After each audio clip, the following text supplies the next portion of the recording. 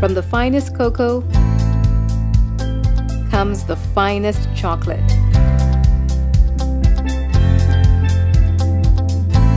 Trinidad and Tobago's Cocoa Research Center is housed at the University of the West Indies, emphasizing the academic and scientific approach to processing the finest cocoa beans into award-winning chocolate. Cocoa has played an integral part in the history, culture, and economics of Trinidad and Tobago. And indeed, Trinidad is regarded as the origin of Trinitario cocoa. Beans from Trinitario cocoa possess unique ancillary flavor notes sought after by the world's best chocolatiers. After the fermentation and drying process, carefully stored and aged beans are cleaned and graded prior to roasting. Both bean size and moisture are important considerations. A fixed quantity of sorted beans is weighed and placed in special stainless steel trays. The oven is preheated to a suitable temperature depending on the potential ancillary notes to be expressed in the bean, and a tray is quickly inserted while a timer is set to record the roasting time. Roasting conditions are tailored to either promote the expression of intrinsic fruity and floral ancillary flavors or to preserve the more delicate nutty or caramel notes of various cocoas. After the set time, the beans are removed from the oven and placed on cooling racks. Breaking and winnowing take place immediately once the beans have cooled to ensure that no off flavors are picked up from the environment. Beans are broken in specialized manual or mechanical breaking machines before being fed into a winnower.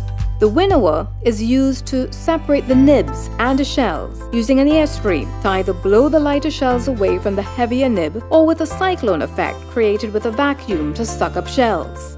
Shells come out on one side and nibs on the other. In the fine cleaning process, residual shells are manually removed with tweezers to take the shell content to effectively zero. After fine cleaning, the nibs are stored in airtight storage containers or in high-quality snap seal bags suitable for food use. Further processing happens either immediately or within 48 hours. The nibs are pre-ground to a coarse paste, which is then introduced into the melanger for milling into a liquor. Then the other ingredients are added, according to recipe: sugar, cocoa butter, and lecithin. A particle size range of between 20 to 25 microns is a critical parameter in determining the milling endpoint. Conching continues from milling and promotes flavor development through frictional heat release of volatiles, acids, and oxidation.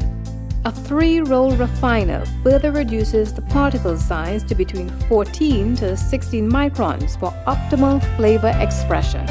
Tempering produces a uniform sheen, sharp snap, and crisp bite in the chocolate pieces. The chocolate must first be heated to 45 degrees Celsius. This is to melt all 6 forms of crystals that can be formed by the fats in cocoa butter. Next, the chocolate is cooled to about 27 degrees Celsius. At this time, the chocolate is agitated to create many small crystal seeds. The chocolate is then heated to about 31 degrees Celsius to eliminate any type 4 crystals, leaving just type 5. Molding and cooling the bars or pieces in the chiller immediately follow.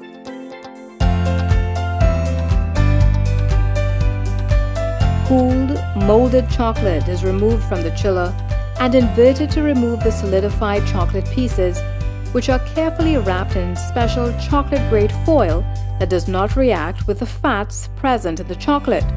Careful folding gives a smooth finish to the foil over the bar. A paper wrapper, and ready to enjoy.